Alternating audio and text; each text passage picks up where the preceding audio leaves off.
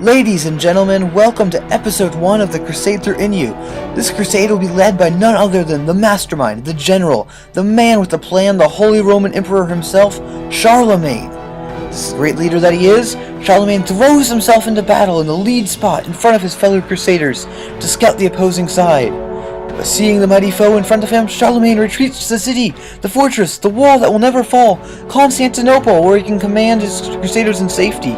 Before he retreats, he prays to the heavens to smite his foe and unleashes a powerful attack upon Torquil. Knowing that the Torquil stands no chance of breaching his powerful walls, Constantinople opts to support the team by removing the hazardous stealth rocks. But no! This attempt is blocked by a powerful foe as Doublade enters the field of battle. With Doublade at its gate, Constantinople prepares for a siege, knowing he can take the attacks with ease. But what's this? The opponent flees? And in its wake comes support from the seas in an attempt to bring Constantinople to his knee. Seeing the wall in front of it, Constantinople releases its mighty trebuchet, a catapult so strong no wall can stand in its way. For it is a machine of siege, a wall breaker, if you will. The trebuchet fires a mighty blow, attempting to break the opposing wall, but no! Out of its gates marches a new foe. The hit is taken by a truly intimidating Grand Bull. After seeing Grand Bull's might, Charlemagne recalls Trebuchet from the fight. Instead, he relies again on the insulated walls he stands within. Constantinople absorbs the hit. Opting to try a new tact, Constantinople goes on the attack. But what's that in the distance?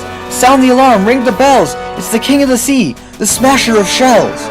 With this new threat at hand, Charlemagne releases from his harbor the Dreadnought, the most feared, most powerful battleship in existence, to meet the oncoming attack with resistance.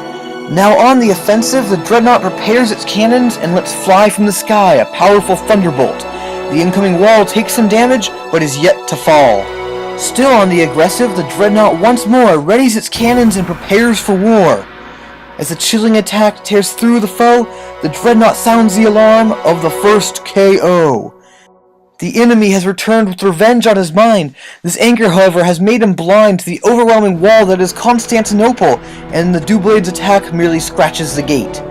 The foe, with his eyes full of hate, knows he must accept his fate, and so releases the hounds in an attempt to intimidate.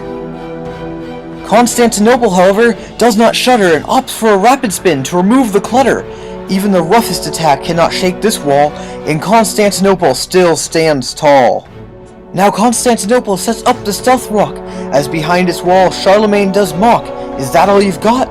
You, sir, clearly are no sock.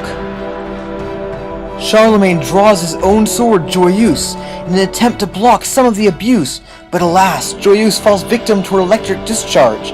Charlemagne, sensing danger, shows why he's in charge. He looks to the future and sees a giant turtle, and elects Dreadnought to overcome this hurdle.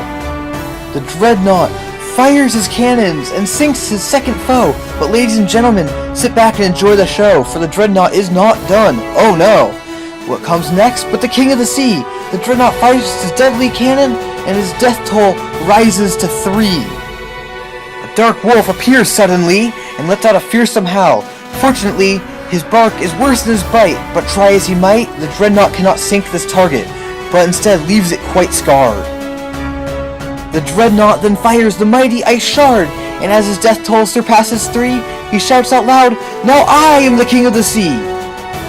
In a final, desperate attempt to win, the Doublade goes for SD, but the Dreadnought readies its cannons for a final time, and releases a crippling wave that rusts the swords down to their core.